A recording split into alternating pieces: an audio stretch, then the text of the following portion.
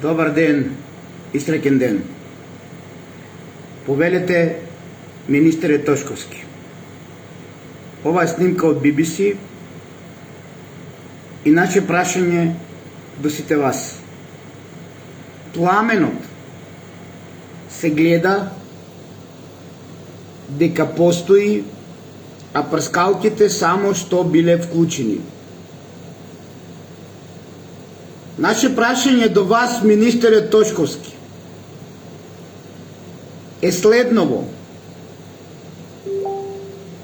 Зошто имаме пламен, а прскалките, кои што се причинител според Ојо Кочани и УВР Дувлочани за кобната несреќа на 16 март. Јасно се гледа пламенот, а прскалките ниско. Тоа е прво прашање наше. И второ прашање, министре Тошковски, е следново.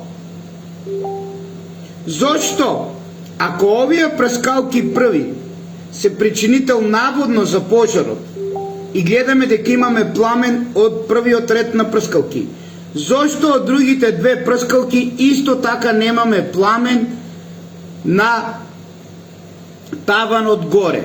Значи, ако имаме пламен од овие, треба да имаме плюс и пламен од останатите две прскалки. Најхитно да се изврлат прскалките како причинител за пожарот. И најхитно има таму современи камери во соседство околу Пулс, да се виде и да се размотри за сето ова што го прави Ојо Кочани и УВР Дувлочани како причинител дека се прскалките. BBC јавно објавува дека пламен имаме, а прскалките немаат никаква додирна точка со истиот пламен. Ако го изврлеме причинителот прскалките, министре Тошковски, и премиере Тино, тогаш треба да ја бараме вистината за се оно што се случувало на 16 март 2025 година. И ја повикува МВР да застане во одбрана на младината, да не биде кич, и дека не си кич како млад дечко ако не шмркнеш кокаин.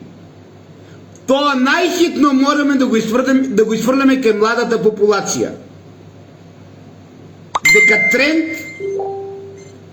Дека тренд е ако шмркаш кокаин. Не, тренд треба да биде да не шмркаш. И тие деца да бидат заштитени од оно што се случува денес во Кочани и цела Македонија. Тој тренд вие МВР треба да го изфрлите кај младите, затоа што тие живеат во свет дека ќе бидат остранети, дека никој нема да ги цени ако не шмркнале кокаин.